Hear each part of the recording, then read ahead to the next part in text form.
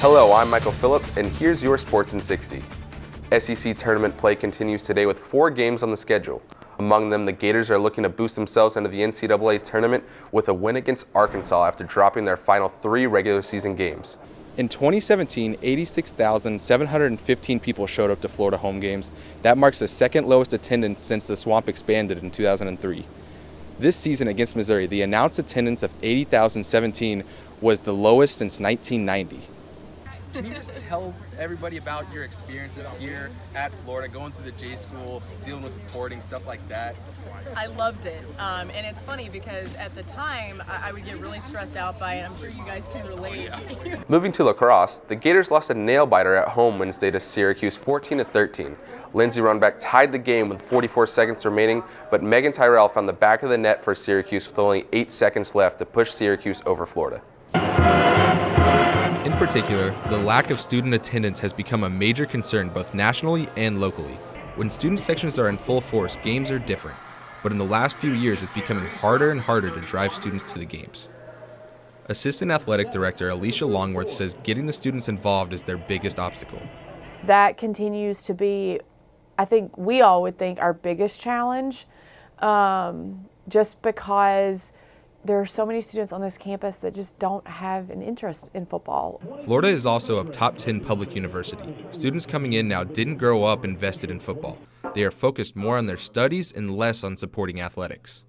It is harder to get into this institution now than it was 20 years ago or 25 years ago, and so a lot of kids who are legacies aren't all getting in here. And so the students that are getting in here, while academics are great, and we're just not getting as many lifelong Gator fans. On top of the change in students, more and more now view the game as just entertainment.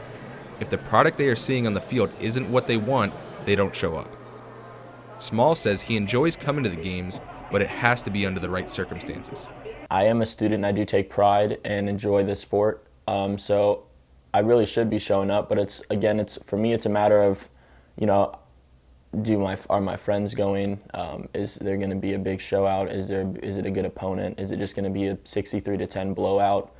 Because that's fun to watch, but it's not really competitive. Summer temperatures in the state of Florida on average rank amongst the hottest in the country, with temperatures averaging 90 degrees through summer months, with heat stroke being the leading cause of preventable death among high school athletes. As high school football starts to work toward next fall, spring conditioning programs are beginning to pop up with summer months just around the corner.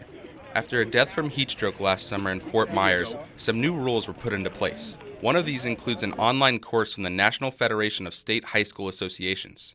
Within the Florida High School Athletic Association's policy, one line states this heat illness prevention course is required for coaches and student athletes, but as you can see, the next line just says it's recommended. Eastside High School Athletic Director Philip Crutchfield says the coaches get to choose from multiple options, while student athletes are only encouraged.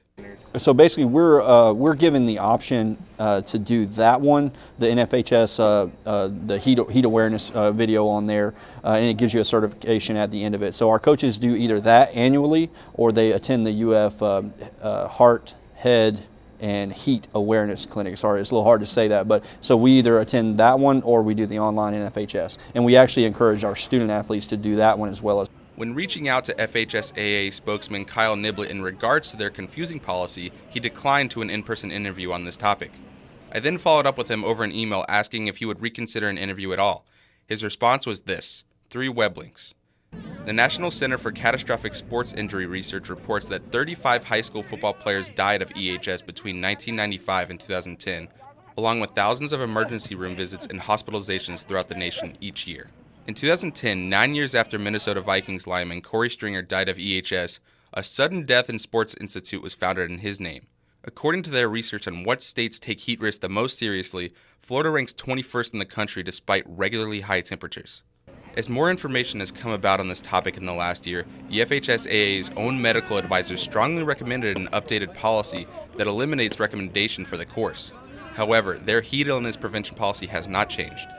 Alachua County Head Athletic Director Charlie Wise says he knows others agree with the doctor's opinions. Probably some of the things that are recommended, some agencies would like the Florida High School Athletic Association make mandatory Since there is still a gray area in the FHSAA's policy, Wise and Alachua County have made up for it themselves.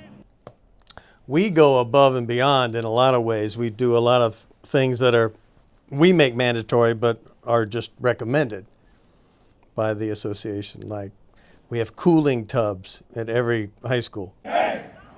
Myung Fitzpatrick was not always as strong as she is now. In 1982, as a 24-year-old immigrant from South Korea, she had to learn to provide for herself and her family.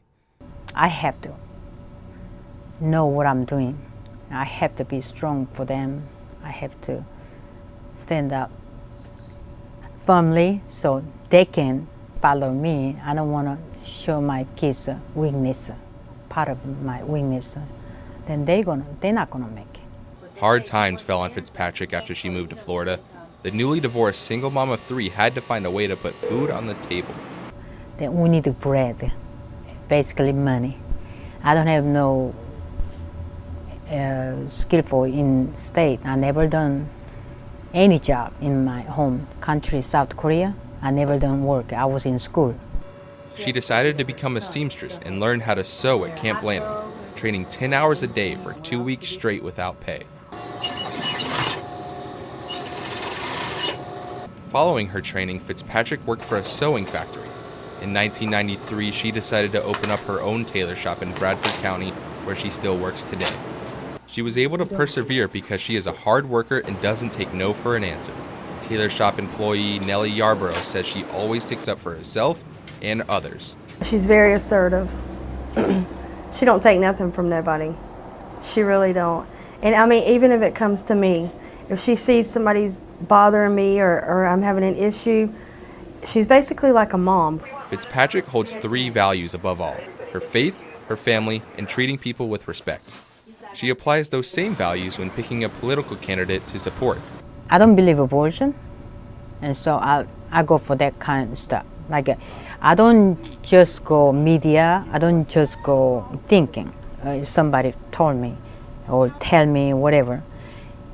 I go research myself sometimes, some point, and read their biography, what they have. The Registered Republican supports other issues impacting small businesses, like tax cuts as well. She says she's leaned conservative for a long time and feels Democrats are not strict enough with policy decisions. Some point you gotta draw a line, like children says no is no. You can't just please everybody. Michael Phillips, WUFT News.